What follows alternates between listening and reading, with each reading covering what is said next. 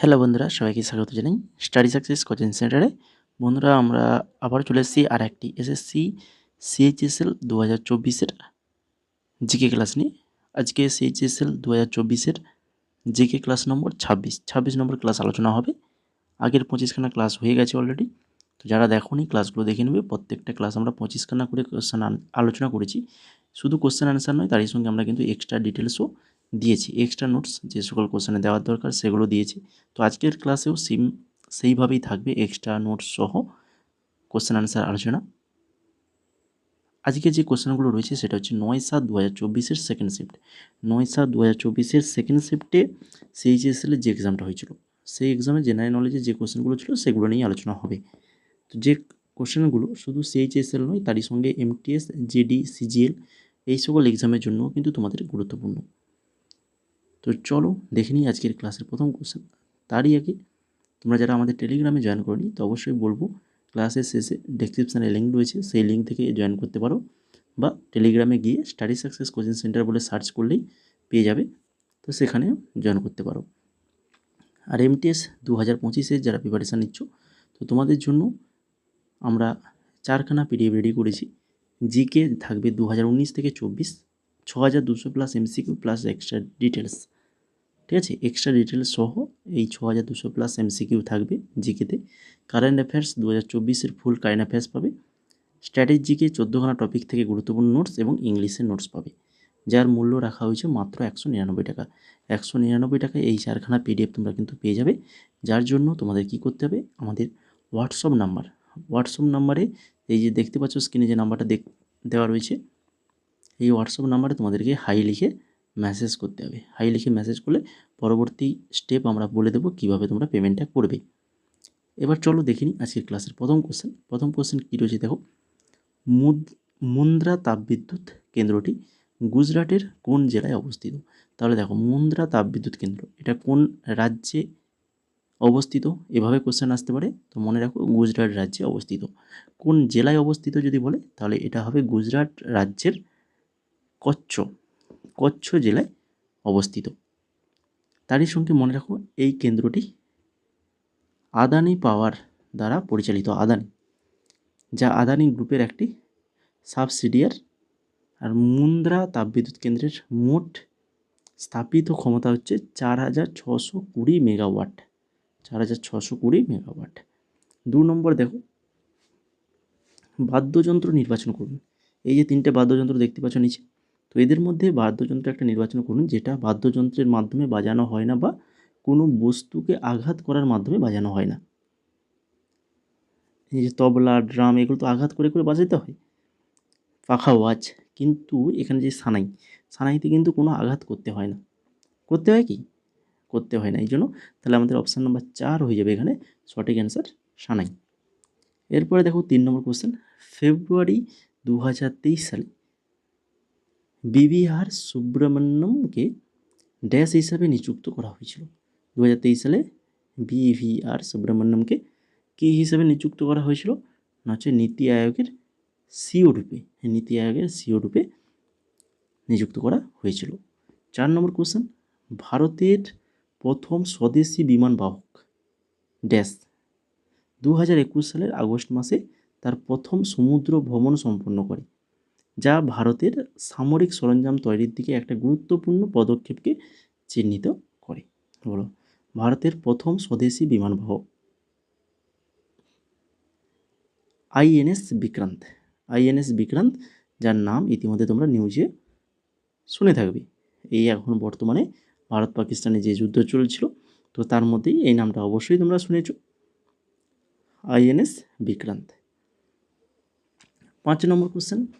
কে 1885 সালে ফিরোজ শাহ মেহতা এবং কেটি তেলাঙ্গের সাথে বোম্বে প্রেসিডেন্সি অ্যাসোসিয়েশন প্রতিষ্ঠা করেন? তিনি হচ্ছেন বদরুদ্দিন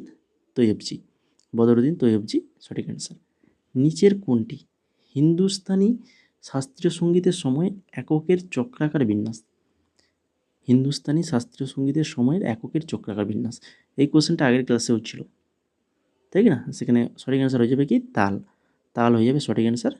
বাকি এখান থেকে যেগুলো জানতে হয় আগের ক্লাসেও আলোচনা করেছিলাম, আজকেও আবারও বলে দিচ্ছি। দেখো, এই যে জাতি, জাতি বলতে ব্যবহৃত সুরের সংখ্যার উপর ভিত্তি করে রাগের শ্রেণীবিভাগকে। আর আলাপ, আলাপ হচ্ছে রাগের প্রারম্ভিক অংশ যা রাগের সুরের ধীর এবং মুক্ত প্রবাহী অন্বেষণ দ্বারা চিহ্নিত। আর রাগটা হচ্ছে ভারতীয় শাস্ত্রীয় সঙ্গীতের স্বর সংযোগ এবং রচনার জন্য ব্যবহৃত একটি সুরের কাঠামো। এরপর দেখো 7 নম্বর কম্পিউটার থেকে কোশ্চেন রয়েছে এমএস ওয়ার্ড।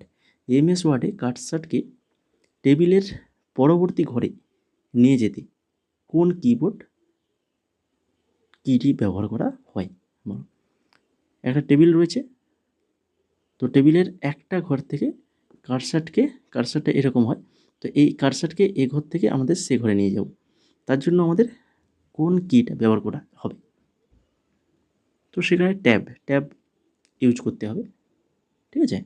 ট্যাব ইউজ করলে চলে যাবে পরের বক্সে। আর পূর্ববর্তী কক্ষে যেতে হলে তখন শিফট প্লাস ট্যাব দিতে হবে। শিফট প্লাস ট্যাব দিলে আবার সে আগেরটায় চলে আসবে। 8 নম্বর দেখো, তালিকা 1 এবং তালিকা 2তে মেলাতে হবে।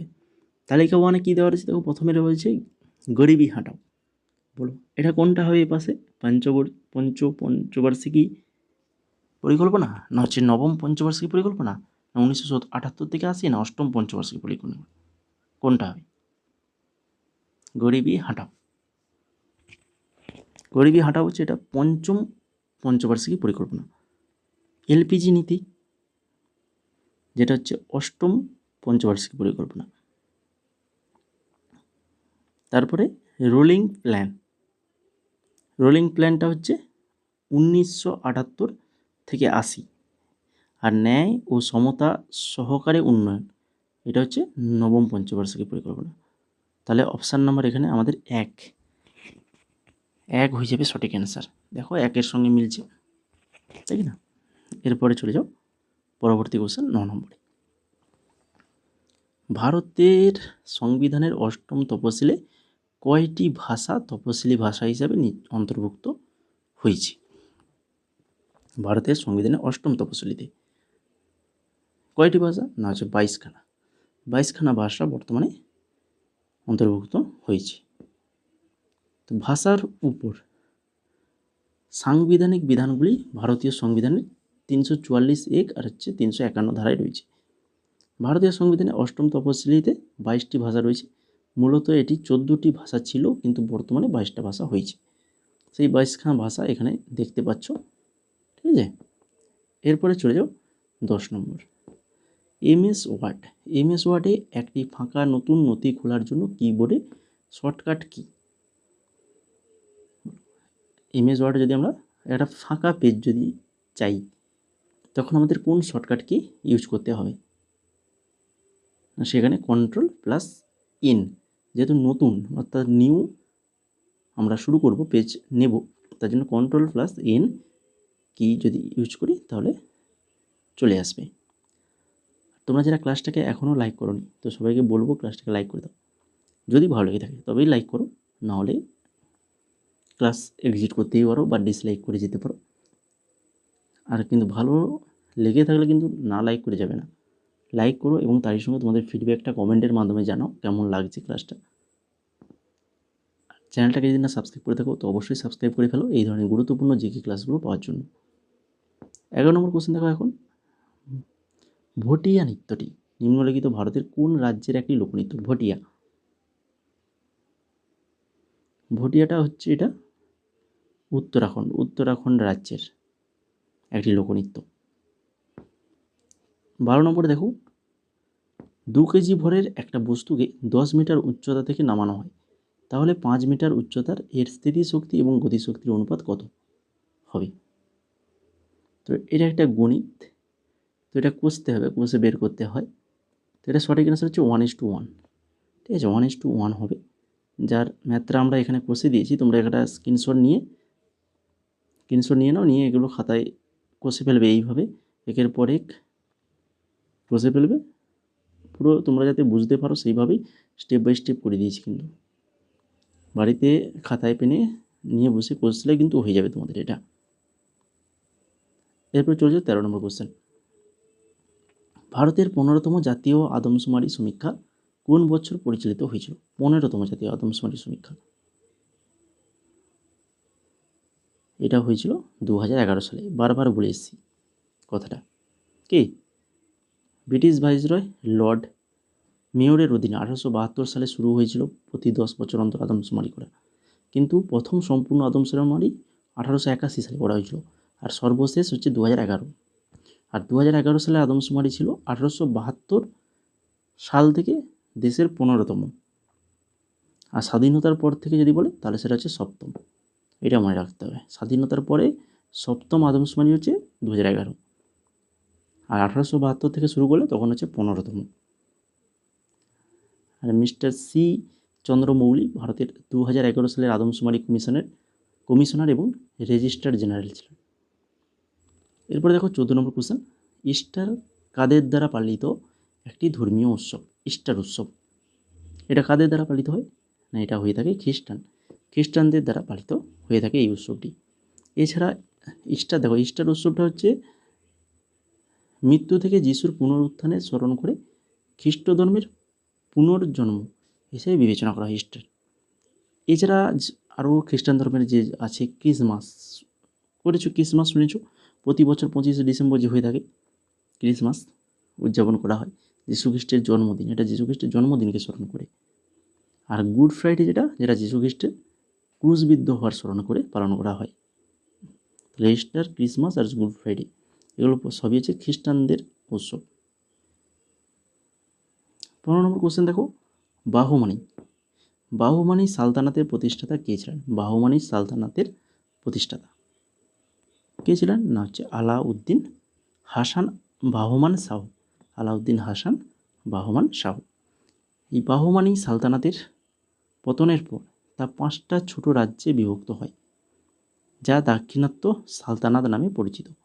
বাহমানি সালতানাতের রাজধানী প্রথমে ছিল গুলবর্গা, পরে বিদারে স্থানান্তরিত হয়েছিল। এরপরে 16 নম্বর দেখো, নিচের কোনটি ভারতের নাগরিকত্ব অর্জনের উপায় নয়? নাগরিকত্ব অর্জনের উপায় নয় কোনটা? না, সেটা হচ্ছে ত্যাগ। বাকি ভূখণ্ডের অন্তর্ভুক্তি, নিবন্ধন আর জন্ম, এগুলো দ্বারা ভারতের নাগরিকত্ব অর্জন করা যায়। 17 নম্বর কোশ্চেন দেখো এবার, ভারতের সংবিধানের অন্তর্ভুক্ত রাষ্ট্রীয় নীতির নির্দেশমূলক নীতি সম্পর্কে নিম্নলিখিত কোন বিবৃতিগুলি সঠিক? 3টে বিবৃতি দেওয়া রয়েছে। প্রথম হচ্ছে ভারতের সংবিধানের ধারা 37-এ বলা হয়েছে যে রাষ্ট্রনীতির নির্দেশিক নীতিগুলি কেবলমাত্র উচ্চ ন্যায়ালয়ে প্রযোজ্য। তো প্রথমটা পড়তেই তো আমরা এখানে ভুলটা বুঝতে পারছি, মানে 1 নম্বরটা ভুল রয়েছে, এটা সঠিক নয়। কেন সঠিক নয় সেটা আমরা পরবর্তীতে আলোচনা করে দেব। 38 নম্বর দেখো, ধারা 38, এখানে কি বলা রয়েছে যে রাষ্ট্র ব্যক্তি এবং জনগোষ্ঠীর মধ্যে আয়ের অসমতা কমাতে চেষ্টা করে, এটা ঠিক আছে। 39-এ কী বলা আছে? না, রাষ্ট্র তার নীতি পুরুষ ও মহিলা উভয়ের জন্য সমান কাজের জন্য সমান বেতনে নিশ্চিত করার দিকে পরিচালিত করবে। তো এটাও ঠিক আছে, এটাও আমরা আলোচনা করে এসেছি। তো 2 আর 3 এই দুটো ঠিক রয়েছে, 1 নম্বরটা ভুল রয়েছে। তো 1 নম্বরে সঠিক কী হবে? ভারতের সংবিধানের ধারা 37 স্পষ্টভাবে বলেছে রাষ্ট্রনীতি নির্দেশিক নীতিগুলি কোনো আদালত দ্বারা প্রযোজ্য নয়, তবে নীতিগুলি দেশের শাসন ব্যবস্থা মৌলিক এবং আইন তৈরির ক্ষেত্রে এই নীতিগুলি প্রয়োগ করার রাষ্ট্রের দায়িত্ব। এরপরে 18 নম্বর দেখো, কোন শহর 2028 অলিম্পিক গেমসের আয়োজন করবে? 2028-এর অলিম্পিক গেমস এটার আয়োজন করবে কে? হচ্ছে লস অ্যাঞ্জেলস, মার্কিন যুক্তরাষ্ট্রের লস অ্যাঞ্জেলস। এছাড়া এখানে দেখে নাও, পেরুর লিমার অনুষ্ঠিত আন্তর্জাতিক অলিম্পিক কমিটি অধিবেশনে প্যারিস কি কত? হচ্ছে 33 অলিম্পিয়াড 2024-এর আয়োজক শহর এবং লস অ্যাঞ্জেলসকে 34 অলিম্পিয়াড 2028-এর আয়োজক শহর হিসেবে নির্বাচিত করা হয়েছে। মিলান কর্টিনা ডি অ্যাম্পেজো 2026 শীতকালীন অলিম্পিক্স, আর ব্রিসবেন 2032 গ্রীষ্মকালীন অলিম্পিক্স আয়োজন করবে। এরপর দেখো 19 নম্বর, 2023 সালের মার্চ মাসে রেশমি শুক্লা কোন সংস্থার মহাপরিচালক হিসেবে নিযুক্ত হন? রেশমি শুক্লা, যিনি সশস্ত্র সীমা বাহিনীর মহাপরিচালক হিসেবে নিযুক্ত হন। এরপরে 20 নম্বর কোশ্চেন, নিচের কোন বিবৃতিটি সঠিক? তিনটে এখানে বিবৃতি দেওয়া রয়েছে। প্রথম দেওয়া রয়েছে ভারতের সর্বাধিক জাতীয় উদ্যান মধ্যপ্রদেশ রাজ্যে অবস্থিত। মুদুমালাই জাতীয় উদ্যান কেরালায় অবস্থিত। আর হচ্ছে সেলিম আলী পক্ষীবিদ্যা ও প্রাকৃতিক ইতিহাস কেন্দ্র তামিলনাড়ুতে অবস্থিত। তো এই তিনটের মধ্যে 1 এবং 3 সঠিক রয়েছে, কিন্তু 2 নম্বরটা ভুল রয়েছে। কেন না, হচ্ছে মুদুমালাই জাতীয় উদ্যান এটা তামিলনাড়ুতে অবস্থিত, কেরালায় নয়। এরপর দেখো 21 নম্বর, নিচের কোনটি মিউটেশন ভিত্তিক রোগ নয়? মিউটেশন ভিত্তিক রোগ নয় কোনটা না, সেটা হচ্ছে ম্যালেরিয়া। বাকি Down syndrome, sickle cell anaemia আর হচ্ছে ফেনাইল কেটোনুরিয়া, এগুলো হচ্ছে মিউটেশন ভিত্তিক রোগ। আর ম্যালেরিয়াটা হচ্ছে কি না, ম্যালেরিয়াটা হচ্ছে একটি মিউটেশন ভিত্তিক রোগ নয়, এটি প্লাজমোডিয়াম পরজীবী দ্বারা সৃষ্ট হয়, যা সংক্রামিত অ্যানোফিলিস মশার কামড়ে বা এই রোগটা ছড়ায়।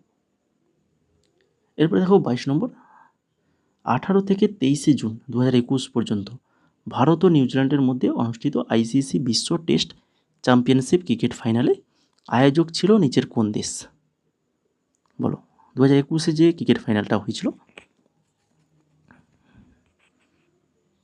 তার আয়োজক ভারত নিউজিল্যান্ডের মধ্যে খেলা হয়েছিল, এটাও মনে রাখো। আয়োজক ছিল হচ্ছে ইংল্যান্ড। অপশান নাম্বার 4 সঠিক অ্যান্সার, ইংল্যান্ড। তো এবারে যে টেস্ট চ্যাম্পিয়নশিপ হওয়ার কথা সেটাও কিন্তু ইংল্যান্ডে হওয়ার কথা রয়েছে। এবার এখান থেকে দেখে নাও, ইংল্যান্ড 18 থেকে 23 জুন 2021 ভারত এবং নিউজিল্যান্ডের মধ্যে আনুষ্ঠানিক আইসিসি বিশ্ব টেস্ট চ্যাম্পিয়নশিপ ক্রিকেট ফাইনালের আয়োজক ছিল। ম্যাচটি ইংল্যান্ডের সাউথ থাম্পটনের রোজ বোল অনুষ্ঠিত হয়েছিল। ফাইনাল ম্যাচে নিউজিল্যান্ড বিজয়ী হয়ে চ্যাম্পিয়নশিপের শিরোপা অর্জন করেছিল নিউজিল্যান্ড। 23 নম্বর দেখো, rotating savings and credit association dash সালে শার্লি অর্ডেনার চালু করেছিল। এটা rotating savings and credit association কত সালে করেছিল না, হচ্ছে 1964 সালে এটা করেছিল। 24 নম্বর, ক্রিকেটে হোয়াইট বলের শাস্তি কী?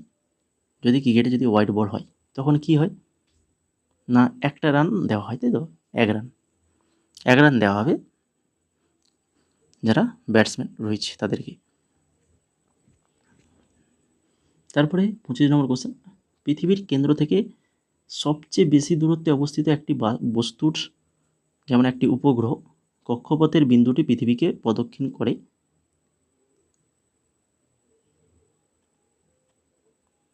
তাকে অ্যাপোজি বলে। সূর্যের চারপাশে কোনো বস্তু কক্ষপথের দূরতম এবং নিকটতম বিন্দুগুলি যথাক্রমে বর্ণনা করতে অ্যাফেলিয়ন এবং পেরিহেলিয়ন শব্দটি ব্যবহার করা হয়। কক্ষপথের দূরতম বিন্দু অ্যাফেলিয়ন আর নিকটতম বিন্দু পেরিহেলিয়ন, এই দুটো শব্দ ব্যবহার করা হয়। তো এই ছিল আজকের 25খানা কোশ্চেন। যদি ক্লাসে ভালো লেগে থাকে তো সবাইকে বলবো অবশ্যই ক্লাসটাকে লাইক না করে কেউ যাবে না, ক্লাসটাকে লাইক করে এবং তোমাদের ফিডব্যাকটা জানিয়ে যাও কমেন্টের মাধ্যমে। তারই সঙ্গে টেলিগ্রামে অবশ্যই যুক্ত হয়ে যাও, যারা যুক্ত হওনি লিঙ্ক থেকে হতে পারো বা টেলিগ্রামে গিয়ে সার্চ করলে সেখান থেকে পেয়ে যাবে, ঠিক আছে। আর চ্যানেলটাকে যদি না সাবস্ক্রাইব করে থাকো অতি অবশ্যই সাবস্ক্রাইব করে ফেলো। এই ধরনের গুরুত্বপূর্ণ জিকে ক্লাসগুলো আমাদের এই চ্যানেলে পেয়ে যাবে। এবং তারই সঙ্গে এই এমটিএস 2025 যদি পিডিএফটা নিতে চাও, 4খানা পিডিএফ মাত্র 199 টাকা পেয়ে যাবে। তো তার জন্য তোমাদেরকে এই হোয়াটসঅ্যাপ নাম্বারে অবশ্যই মেসেজ করো।